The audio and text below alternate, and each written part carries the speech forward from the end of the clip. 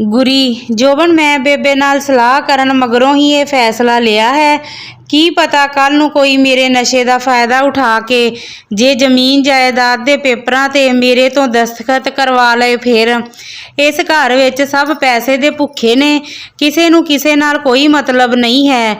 ये गल तुहानूं कुछ दिनां तक आपे समझ आ जावेगी। जोबन तुसी मेरे ते इन्ना भरोसा करदे हो। गुरी कमलीए तू भी तां मेरे ते रब जिड्डा एतबार करदी है ना। मैं तां सिर्फ अपनी जिंदगी भर दी कमाई तेरे चों कुछ हिस्सा तेरे नाम कीता है। मेरी असली कमाई तां ना तू है। जोबन कह के उसने जोबन नूं अपने गल नाल लगा लिया। फिर गुरी कहन लगा, जोबन कल अपनी ब्याह दी रिसैप्शन पार्टी है। जोबन सच्ची? गुरी हाँ जी मुच्ची। की पाउणा फिर कल नूं मेरी सरदारनी ने? जोबन जो मेरे सरदार जी नूं पसंद आ मैं तां ओही पावांगी। तां गुरी उस नूं फिर छेड़दे होए कहन लगा, मेरे वल्लों तां भावें आ नाइट ड्रैस ही पा लैणा। तां जोबन गुरी दे मारदे होए कहन लगी, हाय मैं इदां दे कपड़े पा के लोकां दे सामने जावांगी। मैं मेरे सरदार जी दी बेइज्जती नहीं कराउणी। मैं तां सोहणी जही बण के सब दे सामने जावांगी। गुरी ना हुण गल्लां करदे ही सारी कढ देणी आ। बाहर इन्ना रोमांटिक मौसम है, तुहाडा दिल मैनू प्यार करन नूं नहीं कर रहा। जोबन दिल बहुत कर रहा जनाब, पर तुसी लाइट बंद करोगे तां ही आ। इन्नी गल सुणदे ही गुरी ने लाइट बंद कर दित्ती। अगले दिन सवेरे जद जोबन उठी तां देखिया गुरी तां पहलां ही उठ के जा चुकिया सी। जद वो नहा धो के अपने कमरे चों बाहर आई तां सारा घर दुल्हन वांगू शिंगारिया होया सी। वो अपने कमरे तो हाले कुछ दूर आई ही सी कि सामने उसदी बेबे तुरी आउंदी होई नजर आई। जद बेबे उसदे कोल आई तां जोबन ने उन्हां दे पैरी हथ लगाया तां जोबन उहनूं अपने कमरे दे अंदर लै गई। कमरे च आके बेबे कुर्सी ते बैठदे होए कहन लगी, जोबन धीए तू खड़ी क्यों आ जा बैठ मेरे कोल। फिर जोबन उन्हां दे कोल पई कुर्सी ते बैठ गई। बेबे होर धीए सब ठीक ठाक आ ना? किवें लग्गिया फिर साडा मुल्क? गुरी तैनूं तंग तां नहीं करदा ना? जोबन नहीं मम्मी जी वो तां मैनूं प्यार ही बहुत करदे आ। तुहाडा मुल्क तां बेबे निरा स्वर्ग है। चारे पासे महलां वर्गे घर आ, कोई रौला रप्पा नहीं है, हर पासे किन्नी शांति आ। बेबे वो तां है धीए, मैं अज तैनूं अपने घर दीयां चाबियां सौंप के अपनियां जिम्मेवारियां तो मुक्त हो जाना चाहुंदी आ, कह के उहने घर दीयां चाबियां जोबन दे हथ ते रख दित्तियां। जोबन पर मम्मी जी मैनू थोड़ा टाइम तां दिओ इस घर दे सारे मैंबरां नूं मिल के उन्हां नूं जानन दा, घर नूं किवें चलाउणा है इस सब नूं समझण लई कुछ टाइम तां लगेगा ही ना। बेबे मैं जानदी आ धीए, नवीं जगह ते एडजस्ट करने च बंदे दा थोड़ा टाइम तां लगदा, पर तू सियाणे मापियां दी सियाणी धी है। मैनू पूरा यकीन है तू कुछ ही दिनां च सारा कुछ बहुत वधिया तरीके नाल सांभ लैणा है। बाकी जद तेरा दिल करेगा तू ये चाबियां मेरे कोल फिर लै लई, ठीक है ना? जोबन मम्मी जी मैं कल दी आई हाँ, पर मैनू घर विच होर कोई भी नज़र नहीं आया, ना भूआ जी ना उन्हां दा बेटा ना ही गुरबाणी। बेबे पुत तुसी पहलां अपने विआह दी रिसैप्शन पार्टी इंजॉय करो, इस बारे आपां सब फिर गलबात करांगे। हुण जल्दी नाल जाके तैयार हो जा, मेहमानां दे आउण दा टाइम होण वाला। फिर जोबन उठ के अपने कमरे च आ गई। जद वो कमरे च आई तां गुरी शीशे मोहरे खड़ा पग बन रिहा सी। जोबन आके उसदे मोढे ते बांह धरदे होए कहन लगी, आए हाय मेरे सरदार जी दी तां अज गलबात ही वखरी आ। गुरी अच्छा जी हुण तुसी भी जाके तैयार हो जाओ। फिर जोबन भी तैयार होण चली गई।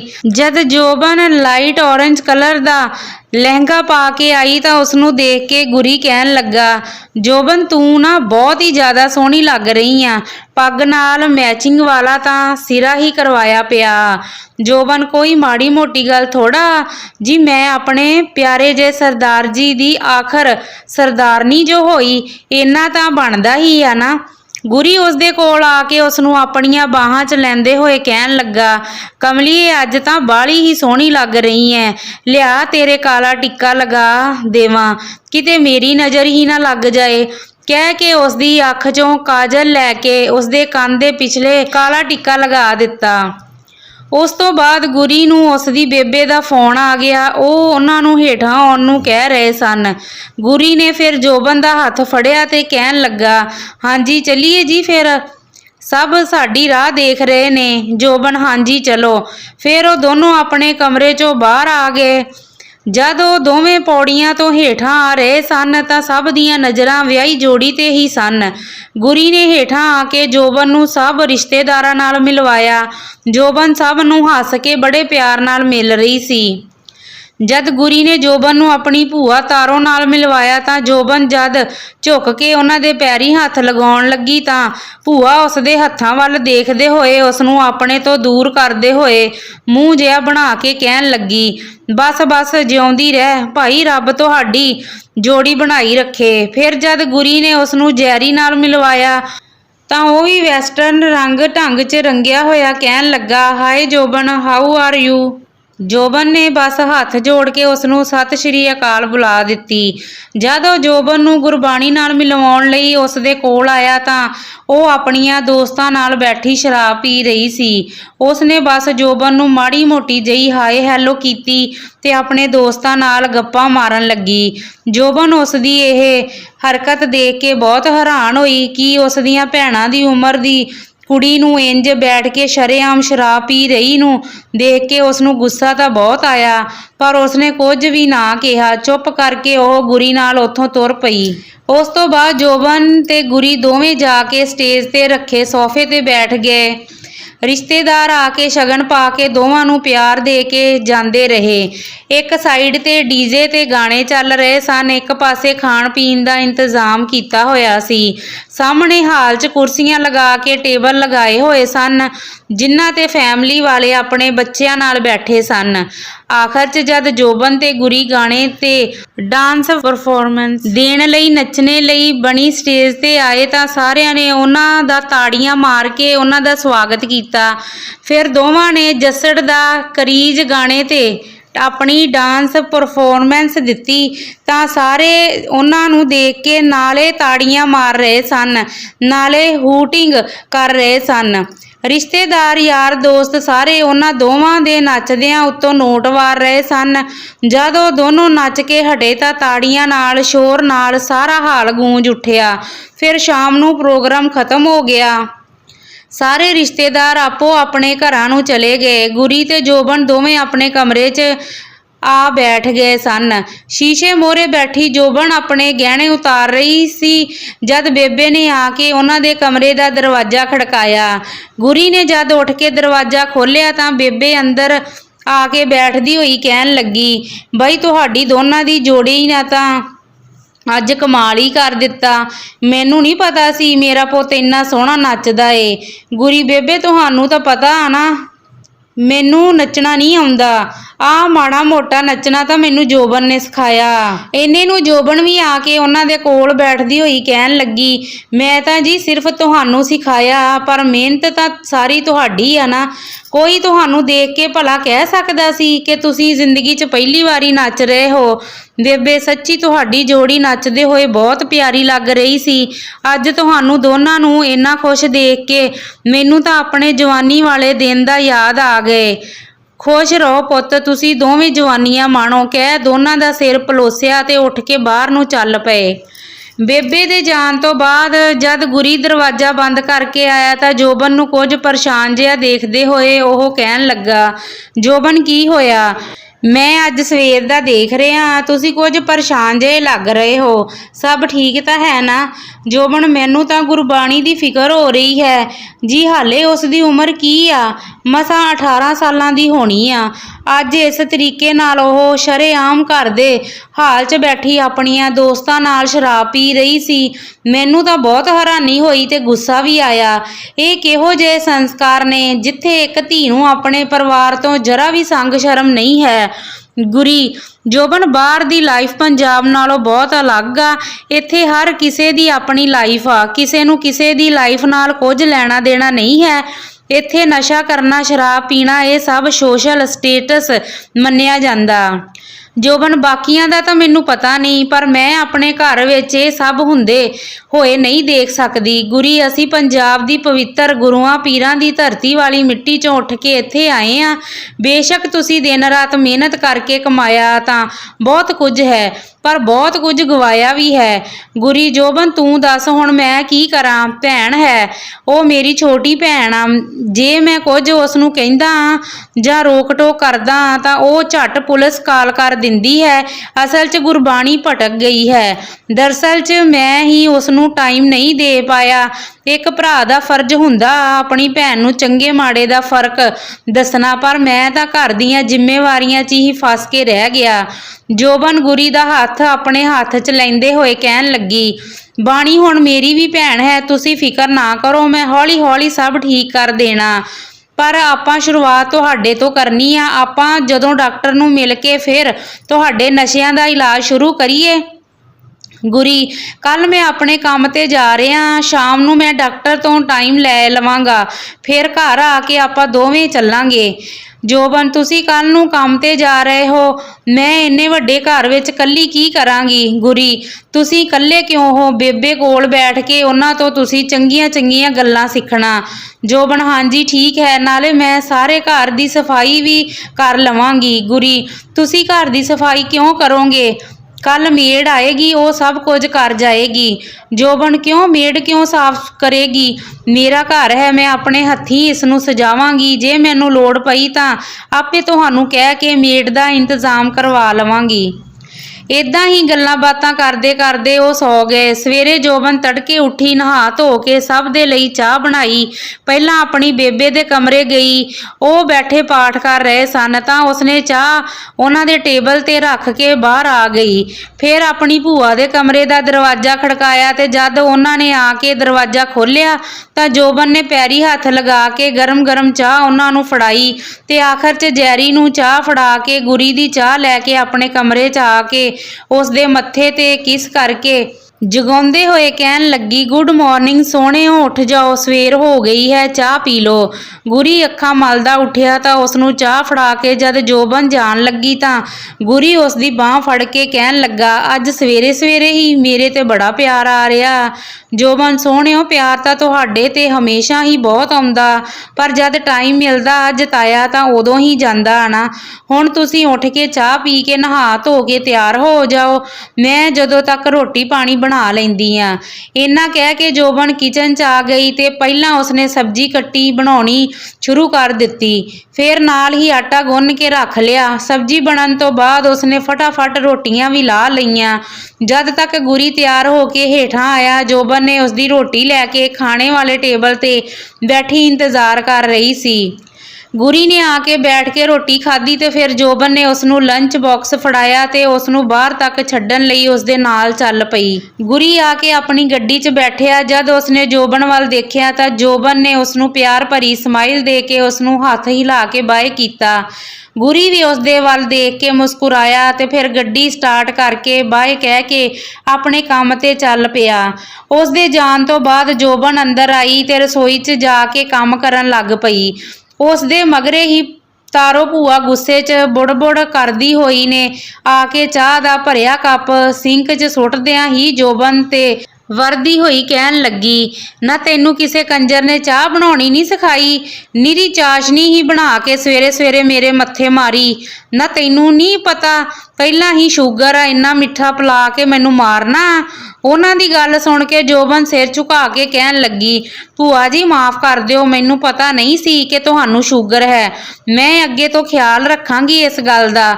ਭੂਆ, ਦੁਬਾਰਾ ਮੈਨੂੰ ਸ਼ਿਕਾਇਤ ਦਾ ਕੋਈ ਵੀ ਮੌਕਾ ਮਿਲਣਾ ਵੀ ਨਹੀਂ ਚਾਹੀਦਾ। ਹੁਣ ਫਟਾਫਟ ਪਰੌਂਠੇ ਬਣਾ ਕੇ ਮੇਰੇ ਪੁੱਤ ਨੂੰ ਦੇ ਕੇ ਆ, ਉਹ ਭੁੱਖਾ ਹੋਣਾ। ਇੰਨਾ ਕਹਿ ਕੇ ਭੂਆ ਬੁੜ-ਬੁੜ ਕਰਦੀ ਰਸੋਈ 'ਚ ਬਾਹਰ ਚਲੀ ਗਈ। ਫਿਰ ਜੋਬਨ ਨੇ ਫਟਾਫਟ ਪਰੌਂਠੇ ਬਣਾਏ ਤੇ ਜੈਰੀ ਨੂੰ ਫੜਾਉਣ ਲਈ ਉਸਦੇ ਕਮਰੇ ਵੱਲ ਨੂੰ ਚੱਲ ਪਈ। ਉਸਨੇ ਆ ਕੇ ਦਹੀਂ ਨਾਲ ਪਰੌਂਠੇ ਟੇਬਲ ਤੇ ਰੱਖੇ ਤੇ ਜੈਰੀ ਨੂੰ ਕਹਿਣ ਲੱਗੀ, ਵੀਰੇ ਤੁਹਾਡੇ ਪਰੌਂਠੇ ਟੇਬਲ ਤੇ ਪਏ ਆ, ਖਾ ਲੈਣਾ, ਨਹੀਂ ਤਾਂ ਠੰਡੇ ਹੋ ਜਾਣੇ ਆ। ਉਸ ਦੀ ਗੱਲ ਸੁਣ ਕੇ ਜੈਰੀ ਰੁੱਖਾ ਜਿਹਾ ਬੋਲਦਾ ਹੋਇਆ ਕਹਿਣ ਲੱਗਾ, ਸੁਣ ਗਿਆ, ਹੁਣ ਖਾ ਲਵਾਂਗਾ, ਹੁਣ ਤੂੰ ਜਾ, ਐਵੇਂ ਸਵੇਰੇ ਸਵੇਰੇ ਮੇਰਾ ਸਿਰ ਨਾ ਖਾਈ ਜਾ। ਉਸ ਦੀ ਗੱਲ ਸੁਣ ਕੇ ਜੋਬਨ ਚੁੱਪਚਾਪ ਕਰਕੇ ਬਾਹਰ ਆ ਗਈ। ਜਦ ਉਹ ਹਾਲ 'ਚ ਆਈ ਤਾਂ ਉਸੇ ਵੇਲੇ ਬਾਹਰੋਂ ਲੜਖੜਾਉਂਦੀ ਹੋਈ ਬਾਣੀ ਘਰ ਦੇ ਅੰਦਰ ਦਾਖਲ ਹੋਈ। ਸ਼ਰਾਬ ਪੀਤੀ ਹੋਣ ਦੇ ਕਾਰਨ ਉਹ ਝੂਲਦੀ ਹੋਈ ਚੱਲ ਰਹੀ ਸੀ ਤੇ ਉਸਦੇ ਛੋਟੇ-ਛੋਟੇ ਪਾਏ ਕੱਪੜੇ ਦੇਖ ਕੇ ਜੋਬਨ ਉਸਦੇ ਕੋਲ ਆਉਣ ਤੇ ਕਹਿਣ ਲੱਗੀ, ਬਾਣੀ ਇਹ ਕੀ ਹਾਲਤ ਬਣਾਈ ਆ? ਸ਼ਰੀਫ ਘਰ ਦੀਆਂ ਕੁੜੀਆਂ ਨੂੰ ਇਹ ਕੰਮ ਨਹੀਂ ਸੋਭਦੇ। ਚੱਲ ਆ ਮੇਰੀ ਭੈਣ, ਮੈਂ ਤੈਨੂੰ ਅੰਦਰ ਛੱਡ ਦਿੰਦੀ ਆ। ਇੰਨਾ ਕਹਿ ਕੇ ਜਦ ਉਹ ਬਾਣੀ ਨੂੰ ਸਹਾਰਾ ਦੇ ਕੇ ਅੰਦਰ ਲੈ ਜਾਣ ਲੱਗੀ ਤਾਂ ਬਾਣੀ ਉਸ ਨੂੰ ਪਿੱਛੇ ਹਟਾਉਂਦੀ ਹੋਈ ਕਹਿਣ ਲੱਗੀ, ਦੂਰ ਹਟ ਮੇਰੇ ਤੋਂ, ਮੈਨੂੰ ਕਿਸੇ ਦੇ ਸਹਾਰੇ ਦੀ ਲੋੜ ਨਹੀਂ। ਜਦ ਮੈਨੂੰ ਜੰਮਣ ਵਾਲੇ ਨਹੀਂ ਸਾਂਭ ਸਕੇ ਤਾਂ ਤੂੰ ਕੌਣ ਹੁੰਦੀ ਹੈ ਮੈਨੂੰ ਸਹਾਰਾ ਦੇਣ ਵਾਲੀ? ਆਪਣੇ ਕੰਮ ਨਾਲ ਕੰਮ ਰੱਖ, ਸਮਝ ਗਈ? ਵੀਰੇ ਦੀ ਘਰ ਵਾਲੀ ਹੈ ਤਾਂ ਉਸ ਦੀ ਘਰ ਵਾਲੀ ਬਣ ਕੇ ਰਹਿ, ਸਮਝ ਗਈ? ਮੈਨੂੰ ਤੇਰੀ ਹਮਦਰਦੀ ਦੀ ਲੋੜ ਨਹੀਂ ਹੈ। ਇੰਨਾ ਕਹਿ ਕੇ ਉਹ ਡਿੱਗਦੀ ਢਹਿੰਦੀ ਆਪਣੇ ਕਮਰੇ ਕੋਲ ਪਹੁੰਚੀ ਤੇ ਦਰਵਾਜ਼ਾ ਖੋਲ੍ਹਦੇ ਹੀ ਉੱਥੇ ਦਰਵਾਜ਼ੇ 'ਚ ਹੀ ਡਿੱਗ ਪਈ। ਜੋਬਨ ਨੇ ਜਾ ਕੇ ਉਸ ਨੂੰ ਉਠਾਇਆ ਤੇ ਉਸਦੇ ਕਮਰੇ 'ਚ ਜਾ ਕੇ ਬੈੱਡ ਤੇ ਪਾ ਦਿੱਤਾ। ਉਸਦਾ ਸਾਰਾ ਕਮਰਾ ਉਲਟਾ ਪੁਲਟਾ ਦੇਖ ਕੇ ਜੋਬਨ ਨੇ ਲੱਗਦੇ ਹੱਥੀਂ ਉਸਦੇ ਕਮਰੇ ਦੀ ਸਾਫ਼ ਸਫਾਈ ਵੀ ਕਰ ਦਿੱਤੀ। ਫਿਰ ਰਸੋਈ 'ਚ ਜਾ ਕੇ ਰੋਟੀ ਬਣਾਈ ਤੇ ਫਿਰ ਥਾਲੀ 'ਚ ਰੋਟੀ ਪਾ ਕੇ ਆਪਣੀ ਭੂਆ ਨੂੰ ਫੜਾ ਕੇ ਆ ਗਈ। ਉਸ ਤੋਂ ਬਾਅਦ ਆਪਣੀ ਤੇ ਮੰਮੀ ਦੀ ਰੋਟੀ ਪਾ ਕੇ ਉਹ ਉਹਨਾਂ ਦੇ ਕਮਰੇ 'ਚ ਲੈ ਕੇ ਆ ਗਈ। ਦੋਵਾਂ ਮਾਵਾਂ ਧੀਆਂ ਨੇ ਰੋਟੀ ਖਾਧੀ ਤੇ ਫਿਰ ਜੋਬਨ ਭਾਂਡੇ ਲੈ ਕੇ ਰਸੋਈ ਵੱਲ ਨੂੰ ਚੱਲ ਪਈ। ਰਸੋਈ ਦੀ ਸਾਫ਼ ਸਫਾਈ ਕਰਨ ਤੋਂ ਬਾਅਦ ਜੋਬਨ ਨੇ ਬਾਹਰ ਸਾਰੇ ਹਾਲ ਦੀ ਸਾਫ਼ ਸਫਾਈ ਕਰਨੀ ਸ਼ੁਰੂ ਕਰ ਦਿੱਤੀ। ਦੁਪਹਿਰ ਤੱਕ ਮਸਾਂ ਉਸਦੇ ਕੋਲੋਂ ਅੱਧੇ ਹਾਲ ਦੀ ਹੀ ਸਾਫ਼ ਸਫਾਈ ਹੋਈ। ਫਿਰ ਮੂੰਹ ਹੱਥ ਧੋ ਕੇ ਜੋਬਨ ਨੇ ਦੁਪਹਿਰ ਦੀ ਰੋਟੀ ਤਿਆਰ ਕਰਕੇ ਰੱਖ ਦਿੱਤੀ ਤੇ ਆਪ ਉਹ ਨਹਾਉਣ ਚਲੀ ਗਈ। ਨਹਾ ਧੋ ਕੇ ਜੋਬਨ ਆ ਕੇ ਆਪਣੇ ਬੈੱਡ ਤੇ ਪੈ ਗਈ। ਥੱਕੀ ਹੋਣ ਕਰਕੇ ਉਸ ਦੀ ਅੱਖ ਲੱਗ ਗਈ। ਕੁਝ ਦੇਰ ਬਾਅਦ ਉਸ ਦੀ ਭੂਆ ਆ ਕੇ ਉਸ ਨੂੰ ਸੁੱਤੀ ਪਈ ਨੂੰ ਦੇਖ ਕੇ ਉਸ ਨੂੰ ਉਠਾਉਂਦੇ ਹੋਏ ਕਹਿਣ ਲੱਗੀ, ਦੇਖ ਕਿਵੇਂ ਮਹਾਰਾਣੀ ਸੁੱਤੀ ਪਈ ਆ ਨਾ, ਸਾਨੂੰ ਰੋਟੀਆਂ ਤੇਰੀ ਮਾਂ ਆ ਕੇ ਦਊਗੀ। ਕੰਮ ਕਰਨ ਨੂੰ ਲੈ ਕੇ ਆਂਦਾ ਤੈਨੂੰ, ਲੰਮੀਆਂ ਤਾਣ ਕੇ ਸੌਣ ਨੂੰ ਨਹੀਂ। ਬਾਂਹ ਤੋਂ ਫੜ ਕੇ ਉਸ ਨੂੰ ਖਿੱਚਦੀ ਹੋਈ ਕਹਿਣ ਲੱਗੀ। ਜੋਬਨ ਘਬਰਾ ਕੇ ਇੱਕਦਮ ਉੱਠ ਖੜੀ ਤੇ ਚੁੱਪ ਕਰਕੇ ਰਸੋਈ ਵੱਲ ਨੂੰ ਚੱਲ ਪਈ। ਰੋਟੀ ਪਾ ਕੇ ਭੂਆ ਨੂੰ ਫੜਾ ਕੇ ਆ ਕੇ ਆਪਣੇ ਕਮਰੇ 'ਚ ਬੈਠ ਗਈ। ਕੁਝ ਦੇਰ ਬਾਅਦ ਜਦ ਉਸਦੀ ਬੇਬੇ ਉਸਦੇ ਕਮਰੇ 'ਚ ਆਈ ਤਾਂ ਜੋਬਨ ਨੂੰ ਸੋਚਾਂ 'ਚ ਡੁੱਬੀ ਦੇਖ ਕੇ ਉਸਦੇ ਕੋਲ ਬੈਠਦਿਆਂ ਕਹਿਣ ਲੱਗੀ, ਕੀ ਹੋਇਆ ਧੀਏ, ਕਿਹੜੀਆਂ ਸੋਚਾਂ 'ਚ ਡੁੱਬੀ ਐ? ਜੋਬਨ, ਨਹੀਂ ਮੰਮੀ ਜੀ, ਕੁਝ ਨਹੀਂ, ਬਸ ਐਵੇਂ ਹੀ ਬੈਠੀ ਸੀ।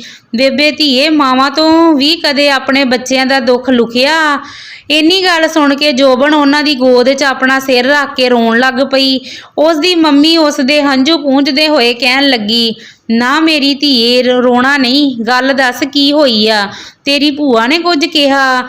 ਜੋਬਨ, ਮੰਮੀ ਜੀ, ਮੈਨੂੰ ਜਿਸ ਨੇ ਜੋ ਕਹਿਣਾ ਹੈ ਕਹਿ ਲਵੇ, ਮਾਰਨਾ ਹੈ ਤਾਂ ਭਾਵੇਂ ਮਾਰ ਵੀ ਲਵੇ, ਪਰ ਮੇਰੀ ਬੇਬੇ ਨੂੰ ਵਿੱਚ ਘੜੀਸਣ ਦਾ ਕੀ ਕੰਮ ਹੈ? ਮੈਂ ਸਵੇਰ ਦੀ ਸਾਰੇ ਘਰ ਦੀਆਂ ਸਾਫ਼ ਸਫਾਈਆਂ 'ਚ ਲੱਗੀ ਆ। ਥਕਾਵਟ ਹੋਣ ਕਰਕੇ ਜੇ ਮੇਰੀ ਪਈ ਦੀ ਮਾੜੀ ਜਿਹੀ ਅੱਖ ਲੱਗ ਗਈ ਤਾਂ ਉਸ ਪਿੱਛੇ ਉਹਨਾਂ ਨੇ ਮੈਨੂੰ ਇੰਨਾ ਬੋਲਿਆ। ਹੋਰ ਤਾਂ ਹੋਰ, ਜਦ ਸਵੇਰੇ ਜੈਰੀ ਨੂੰ ਰੋਟੀ ਫੜਾਈ ਉਹ ਵੀ ਇਦਾਂ ਗੱਲ ਕਰ ਰਿਹਾ ਸੀ ਜਿਵੇਂ ਮੈਂ ਇਸ ਘਰ ਦੀ ਨੌਕਰਾਣੀ ਹੋਵਾਂ।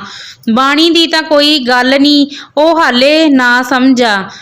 ਤੁਸੀਂ ਤਾਂ ਮੈਨੂੰ ਆਪਣੀ ਧੀ ਬਣਾ ਕੇ ਇਸ ਘਰ 'ਚ ਲੈ ਕੇ ਆਏ ਸੀ ਨਾ, ਪਰ ਲੱਗਦਾ ਉਹ ਤਾਂ ਮੈਨੂੰ ਬੇਗਾਨੀ ਹੀ ਸਮਝਦੇ ਆ, ਕਹਿ ਉਹਨਾਂ ਦੇ ਗੱਲ ਨਾਲ ਲੱਗ ਪਈ।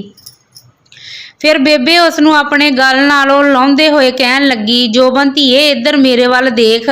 ਜਿੰਨਾ ਰੋਣਾ ਆ ਨਾ ਤੂੰ ਅੱਜ ਰੋ ਲਾ, ਪਰ ਇਹ ਘਰ ਹੁਣ ਤੇਰਾ, ਇਹਨਾਂ ਸਭ ਨੂੰ ਤੂੰ ਕਿਵੇਂ ਠੀਕ ਕਰੇਂਗੀ? ਉਹ ਸਭ ਤੇਰੇ ਤੇ ਆ।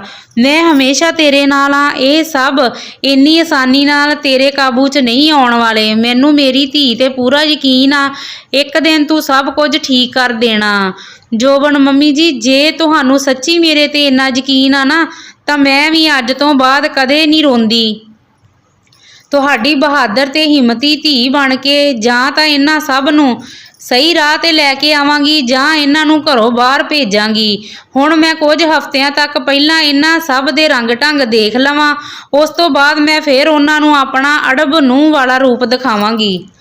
ਇਦਾਂ ਹੀ ਬੈਠਿਆਂ ਉਹਨਾਂ ਨੂੰ ਗੱਲਾਂ ਕਰਦਿਆਂ ਨੂੰ ਸ਼ਾਮ ਹੋ ਗਈ। 7 ਵਜੇ ਗੁਰੀ ਆਪਣੇ ਕੰਮ ਤੋਂ ਆਇਆ ਤਾਂ ਕਮਰੇ 'ਚ ਆਉਂਦੇ ਹੀ ਉਹ ਜੋਬਨ ਨੂੰ ਕਹਿਣ ਲੱਗਾ, ਜੋਬਨ ਤੂੰ ਜਲਦੀ ਨਾਲ ਤਿਆਰ ਹੋ ਜਾ, ਆਪਾਂ ਡਾਕਟਰ ਕੋਲ ਜਾਣਾ ਹੈ। ਫਿਰ ਜੋਬਨ ਵੀ ਨਹਾ ਧੋ ਕੇ ਤਿਆਰ ਹੋ ਗਈ ਤਾਂ ਫਿਰ ਉਹ ਦੋਵੇਂ ਤਿਆਰ ਹੋ ਕੇ ਡਾਕਟਰ ਦੇ ਕੋਲ ਨੂੰ ਚੱਲ ਪਏ।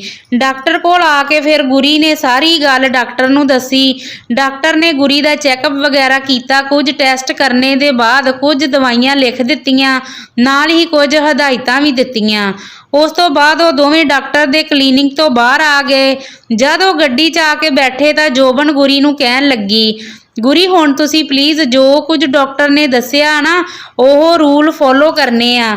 ਇੱਕ ਗੱਲ ਹੋਰ, ਹਮੇਸ਼ਾ ਇਹ ਯਾਦ ਰੱਖਣਾ ਕਿ ਤੁਹਾਡੀ ਜੋਬਨ ਹਮੇਸ਼ਾ ਤੁਹਾਡੇ ਨਾਲ ਆ। ਗੁਰੀ ਮੈਨੂੰ ਪਤਾ ਜੋਬਨ, ਪਰ ਯਾਰ ਪਤਾ ਨਹੀਂ ਕਈ ਵਾਰ ਬਹੁਤ ਤੋੜ ਜਿਹੀ ਲੱਗਦੀ ਆ ਸਰੀਰ ਨੂੰ। ਜਦ ਨਸ਼ਾ ਨਹੀਂ ਮਿਲਦਾ ਇੰਜ ਲੱਗਦਾ ਏ ਜਿਵੇਂ ਮੈਨੂੰ ਹੁਣੇ ਕੁਝ ਹੋ ਜਾਏਗਾ। ਜੋਬਨ ਤੁਸੀਂ ਇਦਾਂ ਅੱਜ ਤੋਂ ਬਾਅਦ ਕਦੇ ਨਹੀਂ ਕਹਿਣਾ, ਮੇਰੇ ਹੁੰਦਿਆਂ ਤੁਹਾਨੂੰ ਕੁਝ ਨਹੀਂ ਹੁੰਦਾ। ਜਦ ਵੀ ਤੁਹਾਨੂੰ ਇਦਾਂ ਦਾ ਕੁਝ ਫੀਲ ਹੋਵੇ ਨਾ ਤੁਸੀਂ ਮੈਨੂੰ ਫੋਨ ਕਰ ਲਿਆ ਕਰੋ। ਜੇ ਮੈਂ ਤੁਹਾਡੇ ਕੋਲ ਹੋਈ ਤਾਂ ਬਸ ਘੁੱਟ ਕੇ ਮੈਨੂੰ ਆਪਣੇ ਗਲ ਨਾਲ ਲਗਾ ਲਿਆ ਕਰੋ। ਮੈਂ ਆਪੇ ਸਮਝ ਜਾਇਆ ਕਰਾਂਗੀ ਕਿ ਮੇਰੇ ਗੁਰੀ ਨੂੰ ਇਸ ਵਕਤ ਮੇਰੀ ਬਹੁਤ ਜ਼ਿਆਦਾ ਲੋੜ ਹੈ। ਮੈਂ ਸਾਰੇ ਕੰਮਕਾਰ ਛੱਡ ਕੇ ਪਹਿਲਾਂ ਤੁਹਾਨੂੰ ਸਾਂਭਿਆ ਕਰਾਂਗੀ। ਗੁਰੀ ਕਮਲੀਏ, ਮੈਂ ਤੇਰਾ ਇਹ ਦੇਣ ਕਿੱਥੇ ਦੇਵਾਂਗਾ। ਜੋਬਨ ਹੁਣ ਸਾਡੇ ਵਿੱਚ ਇਹ ਦੇਣ ਲੈਣ ਦੀ ਗੱਲ ਕਿੱਥੋਂ ਆ ਗਈ ਜਨਾਬ, ਲਾਵਾਂ ਲੈ ਕੇ ਤੁਹਾਡੇ ਨਾਲ ਆਈ, ਹੁਣ ਤਾਂ ਮਰ ਕੇ ਹੀ ਤੁਹਾਡਾ ਸਾਥ ਛੱਡਾਂਗੀ। ਬਸ ਤੁਸੀਂ ਸਾਰੀ ਉਮਰ ਮੈਨੂੰ ਐਵੇਂ ਹੀ ਪਿਆਰ ਕਰਦੇ ਰਹਿਣਾ, ਮੇਰੇ ਲਈ ਤੁਹਾਡਾ ਇਹ ਦੇਣ ਹੀ ਬਹੁਤ ਆ। ਇੰਨੀ ਗੱਲ ਸੁਣ ਕੇ ਗੁਰੀ ਨੇ ਜੋਬਨ ਨੂੰ ਆਪਣੇ ਗਲ ਨਾਲ ਲਾ ਲਿਆ। ਫਿਰ ਉਹ ਦੋਵੇਂ ਘਰ ਵੱਲ ਨੂੰ ਚੱਲ ਪਏ।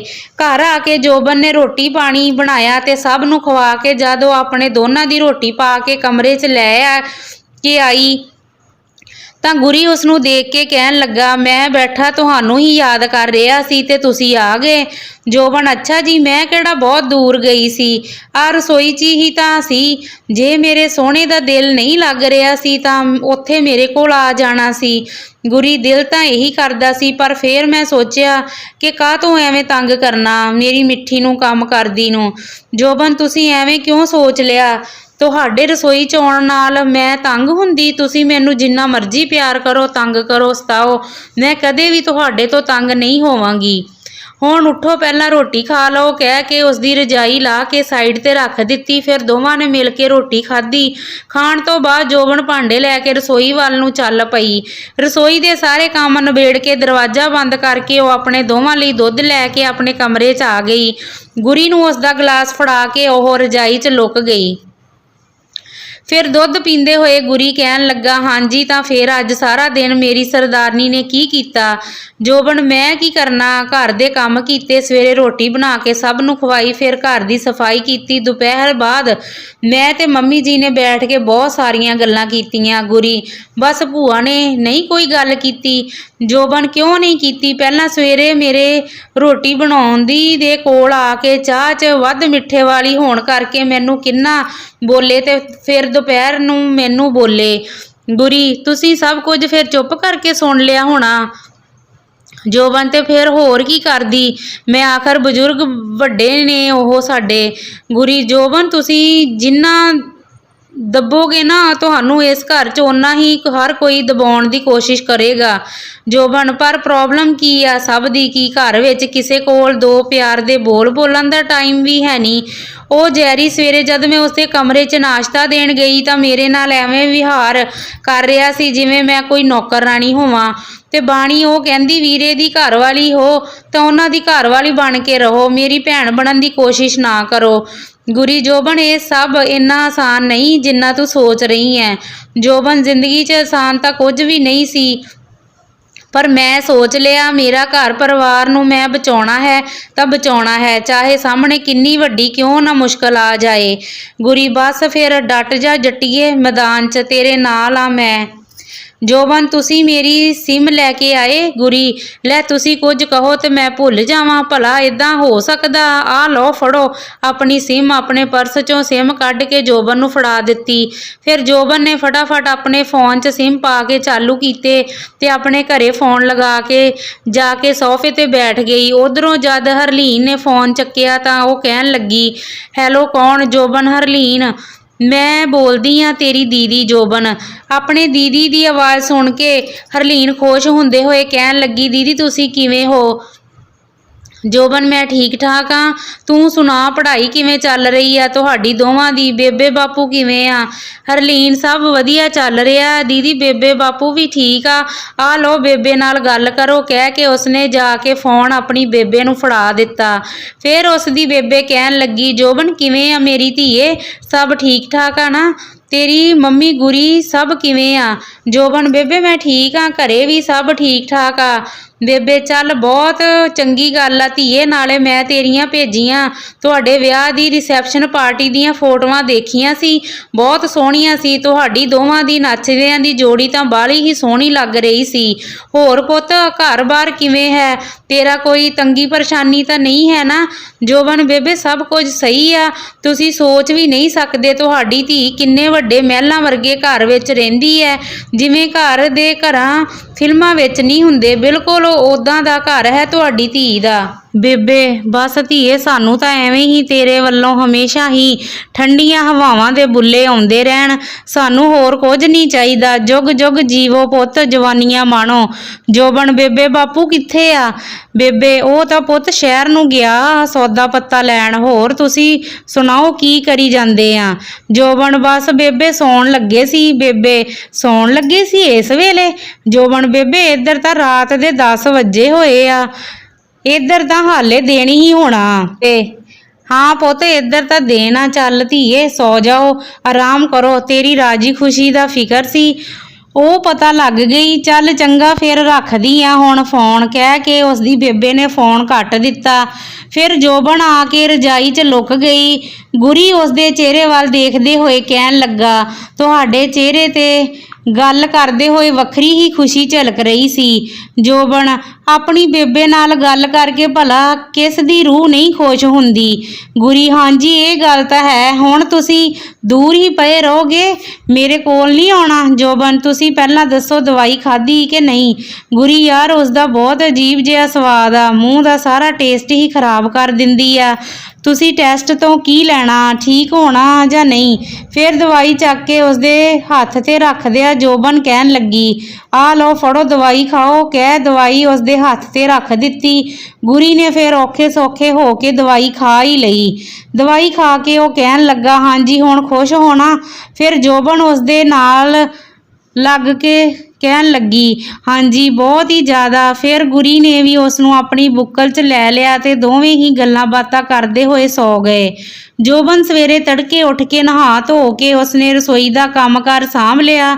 ਗੁਰੀ ਨੂੰ ਉਸਦੇ ਕੰਮ ਤੇ ਭੇਜ ਕੇ ਉਸਨੇ ਦੁਪਹਿਰ ਤੱਕ ਬਾਕੀ ਸਾਰੇ ਘਰ ਦੇ ਵੀ ਸਾਫ਼ ਸਫਾਈ ਕਰ ਦਿੱਤੀ। ਇਦਾਂ ਹੀ ਦਿਨ ਬੀਤਣ ਲੱਗੇ, ਪਰ ਤਾਰੋ ਭੂਆ ਦੀ ਕਿਚ-ਕਿਚ ਘਟਣ ਦੀ ਬਜਾਏ ਦਿਨ ਬ ਦਿਨ ਵੱਧਦੀ ਹੀ ਜਾ ਰਹੀ ਸੀ। ਜੋਬਨ ਕਿੰਨਾ ਵੀ ਚੰਗਾ ਕੰਮ ਕਿਉਂ ਨਾ ਕਰ ਲਵੇ, ਹਰ ਕੰਮ 'ਚ ਨੁਕਸ ਕੱਢਣ ਦੀ ਸ਼ਾਇਦ ਉਹਨਾਂ ਨੂੰ ਮੁਹਾਰਤ ਹਾਸਲ ਸੀ। ਆਲਮ ਤਾਂ ਇਹ ਸੀ ਕਿ ਉਸ ਘਰ ਵਿੱਚ ਜੋਬਨ ਨਾਲ ਗੁਰੀ ਤੇ ਉਸਦੀ ਮੰਮੀ ਤੋਂ ਬਿਨਾਂ ਕੋਈ ਵੀ ਪਿਆਰ ਸਤਿਕਾਰ ਨਾਲ ਗੱਲ ਤੱਕ ਨਹੀਂ ਕਰਦਾ ਸੀ। ਜੋਬਨ ਨੂੰ ਗੱਲ-ਗੱਲ ਉੱਤੇ ਨੀਵਾਂ ਦਿਖਾਉਣ ਦੀ ਕੋਸ਼ਿਸ਼ ਕੀਤੀ ਜਾਂਦੀ, ਪਰ ਇਹ ਜੋਬਨ ਹੀ ਸੀ ਜੋ ਹੁਣ ਤੱਕ ਸਬਰ ਦਾ ਘੁੱਟ ਭਰ ਕੇ ਬੈਠੀ ਸਭ ਦੇ ਮੂੰਹਾਂ ਵੱਲ ਦੇਖ ਰਹੀ ਸੀ ਕਿ ਇਹ ਕੀ ਕਰਦੇ ਨੇ। ਅੱਜ ਜੋਬਨ ਨੂੰ ਇਸ ਘਰ 'ਚ ਵਿਆਹ ਕੇ ਆਈ ਨੂੰ 2 ਮਹੀਨੇ ਹੋ ਗਏ ਸਨ। ਹੁਣ ਤਾਂ ਉਸਦਾ ਵੀ ਰੋਜ਼-ਰੋਜ਼ ਦੀਆਂ ਗੱਲਾਂ ਸੁਣ ਕੇ ਸਬਰ ਮੁੱਕਦਾ ਜਾ ਰਿਹਾ ਸੀ। ਅੱਜ ਬਾਣੀ ਦਾ ਜਨਮ ਦਿਨ ਸੀ, ਉਸਨੇ ਘਰੇ ਹੀ ਪਾਰਟੀ ਰੱਖੀ ਸੀ। ਦੁਪਹਿਰੋਂ ਬਾਅਦ ਜਦ ਜੋਬਨ ਆਪਣੀ ਬੇਬੇ ਨਾਲ ਹਾਲ 'ਚ ਬੈਠੀ ਸੀ ਤਾਂ ਬਾਣੀ ਆਪਣੀਆਂ ਨੰਗ ਧੜੰਗੀਆਂ ਜਿਹੀਆਂ ਦੋਸਤਾਂ ਨੂੰ ਨਾਲ ਲੈ ਕੇ ਬੀਅਰ ਪੀਂਦੀ ਹੋਈ ਘਰ ਆ ਗਈ। ਉਹਨਾਂ ਨੂੰ ਆਪਣੇ ਕਮਰੇ 'ਚ ਲਿਜਾ ਕੇ ਦਰਵਾਜ਼ਾ ਬੰਦ ਕਰ ਲਿਆ। ਫਿਰ ਉਹਨਾਂ ਨੂੰ ਅੰਦਰ ਜਾ ਕੇ ਮਿਊਜ਼ਿਕ ਲਗਾ ਕੇ ਰੌਲਾ ਪਾਉਣਾ ਸ਼ੁਰੂ ਕਰ ਦਿੱਤਾ। ਹੱਦ ਤਾਂ ਉਦੋਂ ਹੋ ਗਈ ਜਦ ਕੁਝ ਮੁੰਡੇ ਵੀ ਆਏ ਤੇ ਉਸਦੇ ਕਮਰੇ 'ਚ ਚਲੇ ਗਏ। ਸਾਰੇ ਅੰਦਰ ਬੈਠ ਕੇ ਸ਼ਰਾਬ ਪੀ ਰਹੇ ਸਨ, ਨਾਲੇ ਰੌਲਾ ਪਾ ਰਹੇ ਸਨ। ਜੋਬਨ ਦੀ ਬੇਬੇ ਤਾਂ ਉਹਨਾਂ ਦੀਆਂ ਹਰਕਤਾਂ ਦੇਖ ਕੇ ਸਿਰ ਝੁਕਾ ਕੇ ਬੈਠੀ ਸੀ। ਜਦ ਇਹ ਸਭ ਕੁਝ ਬਰਦਾਸ਼ਤ ਤੋਂ ਬਾਹਰ ਹੋ ਗਿਆ ਤਾਂ ਜੋਬਨ ਆਪਣੀ ਬੇਬੇ ਦਾ ਹੱਥ ਫੜ ਕੇ ਕਹਿਣ ਲੱਗੀ, ਮੰਮੀ ਜੀ ਹੁਣ ਮੈਨੂੰ ਲੱਗਦਾ ਕਿ ਇਹਨਾਂ ਨੂੰ ਮੈਨੂੰ ਆਪਣੀ ਕੁਪੱਤੀ ਨੂੰਹ ਵਾਲਾ ਰੂਪ ਦਿਖਾਉਣਾ ਹੀ ਪੈਣਾ। ਤੁਹਾਨੂੰ ਮੇਰੀ ਸਹੁੰ ਹੈ, ਤੁਸੀਂ ਵਿੱਚ ਕੁਝ ਨਹੀਂ ਬੋਲੋਗੇ। ਤੁਸੀਂ ਅੱਜ ਬਸ ਦੇਖੋ ਜਾਓ ਹੁੰਦਾ ਕੀ ਹੈ। ਇੰਨਾ ਕਹਿ ਕੇ ਜੋਬਨ ਨੇ ਜਾ ਕੇ ਬਾਣੀ ਦੇ ਕਮਰੇ ਦਾ ਜ਼ੋਰ-ਜ਼ੋਰ ਨਾਲ ਦਰਵਾਜ਼ਾ ਖੜਕਾਇਆ। ਬਾਣੀ ਨੇ ਡਿੱਗਦੀ ਢਹਿੰਦੀ ਨੇ ਆ ਕੇ ਜਦ ਦਰਵਾਜ਼ਾ ਖੋਲ੍ਹਿਆ ਤਾਂ ਜੋਬਨ ਨੇ ਜਦ ਅੰਦਰ ਦੇਖਿਆ ਤਾਂ ਕਮਰਾ ਪੂਰਾ ਕਲੱਬ ਬਣਾਇਆ ਹੋਇਆ ਸੀ। ਉਸ ਨੇ ਗੁੱਸੇ 'ਚ ਆ ਕੇ ਬਾਣੀ ਨੂੰ ਇੱਕ ਸਾਈਡ 'ਤੇ ਕੀਤਾ ਤੇ ਜਾ ਕੇ ਮਿਊਜ਼ਿਕ ਪਲੇਅਰ ਦੀਆਂ ਤਾਰਾਂ ਕੱਢ ਦਿੱਤੀਆਂ। ਫਿਰ ਗੁੱਸੇ 'ਚ ਅੱਖਾਂ ਕੱਢਦੇ ਹੋਏ ਸਭ ਦੇ ਵੱਲ ਦੇਖ ਕੇ ਕਹਿਣ ਲੱਗੀ, ਚਲੋ ਨਿਕਲੋ ਘਰੋਂ ਬਾਹਰ, ਬਹੁਤ ਹੋ ਗਿਆ ਤੁਹਾਡਾ ਕੰਜਰਖਾਨਾ। ਉਸ ਦੀ ਗੱਲ ਸੁਣ ਕੇ ਬਾਣੀ ਗੁੱਸੇ 'ਚ ਜੋਬਨ ਨੂੰ ਇੰਗਲਿਸ਼ 'ਚ ਮੰਦਾ ਚੰਗਾ ਬੋਲਣ ਲੱਗੀ। ਫਿਰ ਜਦ ਜੋਬਨ ਗੁੱਸੇ 'ਚ ਉਸ ਨੂੰ ਇੰਗਲਿਸ਼ 'ਚ ਜਵਾਬ ਦੇਣ ਲੱਗੀ ਤਾਂ ਬਾਣੀ ਉਸ ਦੇ ਮੂੰਹ ਵੱਲ ਡੋਰ ਭੌਰ ਝਾਕਣ ਲੱਗੀ।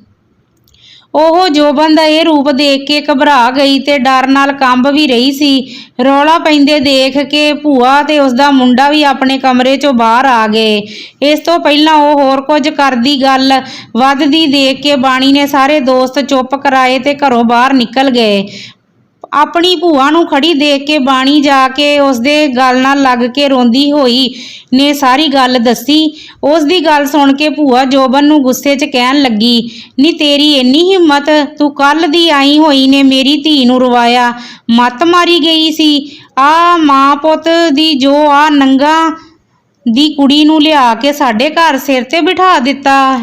ਆ ਲੈਣ ਦੇ ਅੱਜ ਗੁਰੀ ਨੂੰ, ਜੇ ਤੇਰੀ ਮਾਰ-ਮਾਰ ਕੇ ਖੱਲ ਨਾ ਉਧੇੜ ਦਿੱਤੀ ਨਾ ਤਾਂ ਮੇਰਾ ਨਾਮ ਵੀ ਤਾਰੋ ਨਹੀਂ, ਕਰਦੀ ਆ ਮੈਂ ਤੈਨੂੰ ਇੱਥੋਂ ਦਫਾ।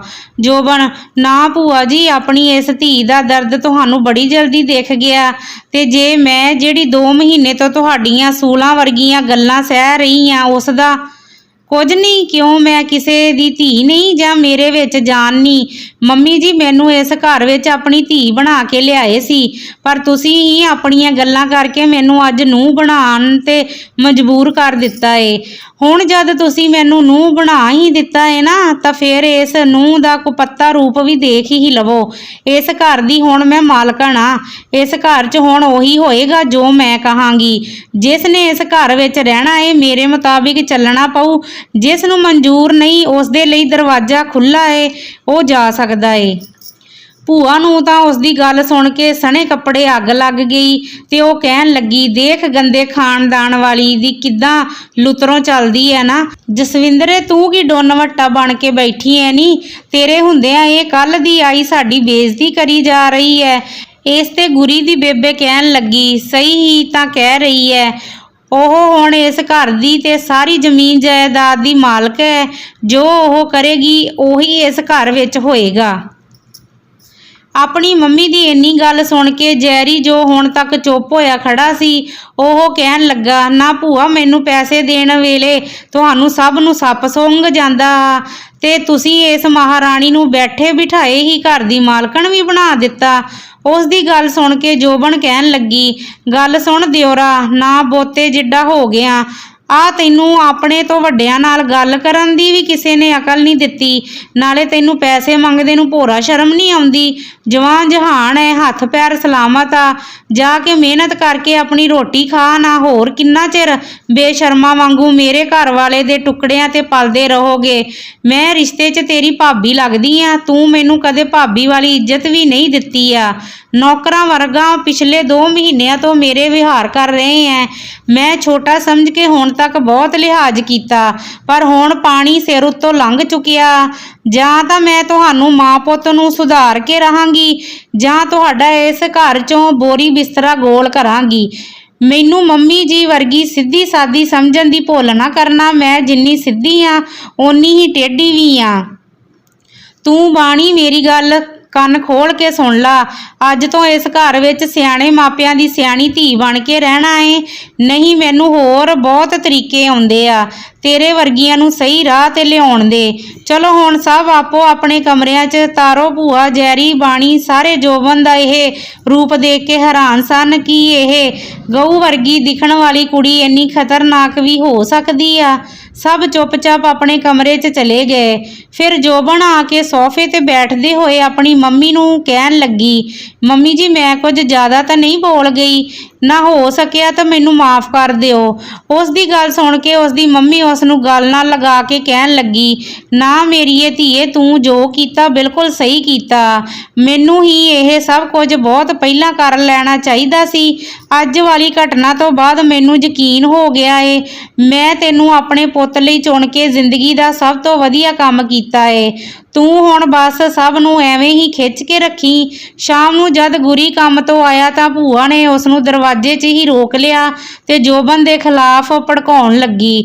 ਉਸ ਦੀ ਸਾਰੀ ਗੱਲ ਸੁਣ ਕੇ ਗੁਰੀ ਕਹਿਣ ਲੱਗਾ, ਭੂਆ ਇਹ ਤੁਹਾਡਾ ਜਨਾਨੀਆਂ ਦਾ ਮਸਲਾ ਹੈ, ਇਸ ਨੂੰ ਆਪੇ ਨਿਪਟੋ, ਮੈਨੂੰ ਇਸ ਸਭ ਦੇ ਵਿੱਚ ਨਾ ਘੜੀਸੋ। ਵੈਸੇ ਵੀ ਉਹ ਹੁਣ ਇਸ ਘਰ ਦੀ ਮਾਲਕਣ ਹੈ, ਜੋ ਕਹੇਗੀ ਉਹੀ ਹੋਏਗਾ। ਮੇਰਾ ਪਹਿਲਾਂ ਹੀ ਦਫ਼ਤਰ ਦੇ ਕੰਮਾਂ ਕਾਰਨ ਦਿਮਾਗ ਬਹੁਤ ਖਰਾਬ ਹੈ, ਪਲੀਜ਼ ਮੈਨੂੰ ਮਾਫ ਕਰੋ, ਕਹਿ ਕੇ ਆਪਣੇ ਕਮਰੇ 'ਚ ਚਲਾ ਗਿਆ।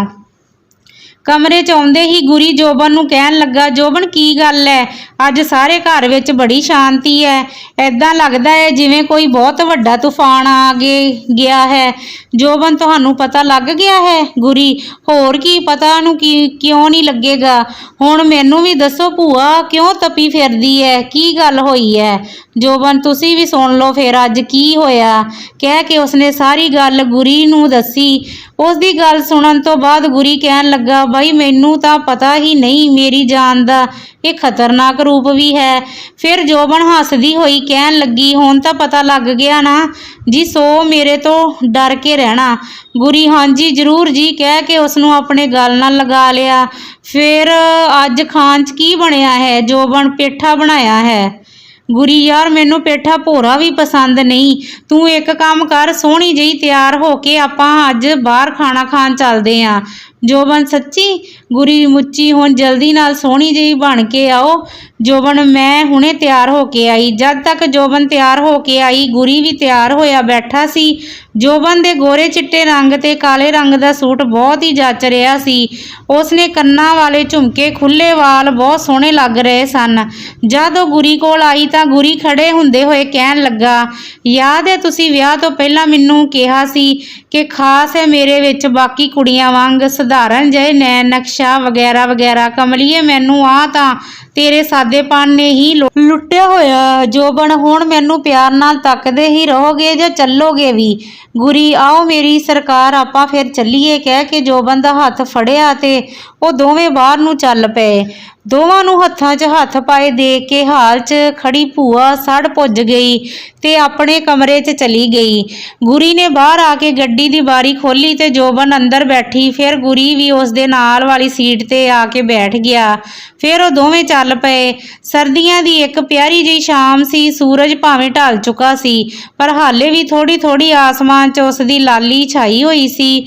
ਜਦ ਉਹਨਾਂ ਦੀ ਗੱਡੀ ਰਿਹਾਇਸ਼ੀ ਏਰੀਏ 'ਚੋਂ ਨਿਕਲ ਕੇ ਹਾਈਵੇ ਤੇ ਆਈ ਤਾਂ ਦੂਰ ਦੂਰ ਤੱਕ ਸਮੁੰਦਰ ਹੀ ਨਜ਼ਰ ਆ ਰਿਹਾ ਸੀ। ਜੋਬਨ ਤਾਂ ਬਾਹਰ ਦੇ ਨਜ਼ਾਰੇ ਦੇਖਣ 'ਚ ਵਿਅਸਤ ਸੀ। ਉਸ ਨੂੰ ਇੰਨੇ ਧਿਆਨ ਨਾਲ ਬਾਹਰ ਦੇਖਦੇ ਹੋਏ ਦੇਖ ਕੇ ਗੁਰੀ ਕਹਿਣ ਲੱਗਾ, ਤੁਹਾਨੂੰ ਸ਼ਾਇਦ ਸਮੁੰਦਰ ਬਹੁਤ ਪਸੰਦ ਹੈ? ਜੋਬਨ, ਹਾਂਜੀ ਮੈਨੂੰ ਸਮੁੰਦਰ ਬਹੁਤ ਪਸੰਦ ਹੈ। ਤੁਹਾਨੂੰ ਪਤਾ ਇਹ ਬਹੁਤ ਚੰਗੀ ਗੱਲ ਵੀ ਸਿਖਾਉਂਦਾ। ਗੁਰੀ, ਕਿਹੜੀ ਗੱਲ? ਜੋਬਨ, ਰੋਜ਼ ਇਸ ਦੀਆਂ ਲਹਿਰਾਂ ਕਿਨਾਰੇ ਤੇ ਆ ਕੇ ਫਿਰ ਵਾਪਸ ਮੁੜ ਜਾਂਦੀਆਂ। ਇੱਦਾਂ ਹੀ ਇਹ ਹਰ ਰੋਜ਼ ਕਿੰਨੀ ਵਾਰੀ ਹੁੰਦਾ, ਪਰ ਫਿਰ ਵੀ ਇਹ ਕੋਸ਼ਿਸ਼ ਨਹੀਂ ਕਰਨੀ ਛੱਡਦਾ। ਇੱਕ ਇਨਸਾਨ ਆ ਜੋ ਇੱਕ ਵਾਰੀ ਅਸਫਲ ਹੋਣ ਤੇ ਢੇਰੀ ਢਾਹ ਕੇ ਬੈਠ ਜਾਂਦਾ। ਗੁਰੀ, ਮੈਂ ਨਾ ਇਸ ਸਮੁੰਦਰ ਵਾਂਗ ਹੀ ਬਣਨਾ ਚਾਹੁੰਦੀ ਹਾਂ, ਜਿਸ ਦੀ ਕੋਈ ਹੱਦ ਨਾ ਹੋਵੇ। ਮੈਂ ਕੁਝ ਕਰਨਾ ਚਾਹੁੰਦੀ ਹਾਂ ਆਪਣੀ ਜ਼ਿੰਦਗੀ 'ਚ, ਅੱਗੇ ਵਧਣਾ ਚਾਹੁੰਦੀ ਹਾਂ। ਗੁਰੀ, ਤੁਸੀਂ ਮੈਨੂੰ ਦੱਸੋ ਕੀ ਕਰਨਾ ਚਾਹੁੰਦੇ ਹੋ? ਜੀ ਮੈਂ ਤੁਹਾਡੇ ਨਾਲ ਹਾਂ। ਜੋਬਨ, ਫਿਲਹਾਲ ਤੇ ਮੈਂ ਹਾਲੇ ਸੋਚ ਰਹੀ ਹਾਂ, ਉਮੀਦ ਹੈ ਜਲਦੀ ਹੀ ਕੋਈ ਫੈਸਲਾ ਵੀ ਲੈ ਲਵਾਂਗੀ। ਇੱਦਾਂ ਹੀ ਉਹ ਗੱਲਾਂ ਕਰਦੇ ਕਰਦੇ ਪੰਜਾਬੀ ਢਾਬੇ ਤੇ ਪਹੁੰਚ ਗਏ। ਦੋਵੇਂ ਗੱਡੀ 'ਚ ਉਤਰੇ ਤੇ ਢਾਬੇ ਦੇ ਅੰਦਰ ਆ ਕੇ ਗਏ। ਉਹ ਦੋਵੇਂ ਆ ਕੇ ਟੇਬਲ ਤੇ ਬੈਠ ਗਏ। ਕੁਝ ਦੇਰ ਵੇਟਰ ਉਹਨਾਂ ਦਾ ਆਰਡਰ ਲੈਣ ਆਇਆ ਤਾਂ ਜੋਬਨ ਦੀ ਨਜ਼ਰ ਜਦ ਉਸ ਦਾ ਉੱਤੇ ਪਈ, ਉਹ ਮੁੰਡਾ ਜੋਬਨ ਤੋਂ ਨਜ਼ਰਾਂ ਚੁਰਾਉਂਦਾ ਹੋਇਆ ਨਜ਼ਰ ਆਇਆ। ਉਹ ਮੁੰਡਾ ਹੋਰ ਕੋਈ ਨਹੀਂ ਸੀ, ਸੰਨੀ ਹੀ ਸੀ, ਜੋ ਕਦੇ ਆਪਣੇ ਮੰਮੀ ਪਾਪਾ ਦੇ ਨਾਲ ਜੋਬਨ ਨੂੰ ਦੇਖਣ ਆਇਆ ਸੀ। ਅਸੀਂ ਤੁਹਾਡੇ ਲਈ ਬੜੀ ਹੀ ਮਿਹਨਤ ਨਾਲ ਇਹ ਕਹਾਣੀਆਂ ਪੇਸ਼ ਕਰਦੇ ਹਾਂ ਅਤੇ ਸਾਨੂੰ ਤੁਹਾਡੀ ਸਪੋਰਟ ਦੀ ਬਹੁਤ ਜ਼ਰੂਰਤ ਹੈ। ਤਾਂ ਕਿਰਪਾ ਕਰਕੇ ਸਾਡੇ ਚੈਨਲ ਨੂੰ ਸਬਸਕ੍ਰਾਈਬ ਜ਼ਰੂਰ ਕਰ ਲਵੋ ਅਤੇ ਸ਼ੇਅਰ ਕਰੋ। ਇਸ ਦੇ ਨਾਲ ਸਾਨੂੰ ਹੋਰ ਵੀ ਮੋਟੀਵੇਸ਼ਨ ਮਿਲਦਾ ਹੈ ਕਿ ਅਸੀਂ ਤੁਹਾਡੇ ਵਾਸਤੇ ਨਵੀਆਂ ਕਹਾਣੀਆਂ ਲੈ ਕੇ ਇਸੇ ਤਰ੍ਹਾਂ ਪੇਸ਼ ਕਰਦੇ ਰਹੀਏ। ਤੁਹਾਡਾ ਕੀਮਤੀ ਸਮਾਂ ਦੇਣ ਲਈ ਬਹੁਤ ਬਹੁਤ ਧੰਨਵਾਦ।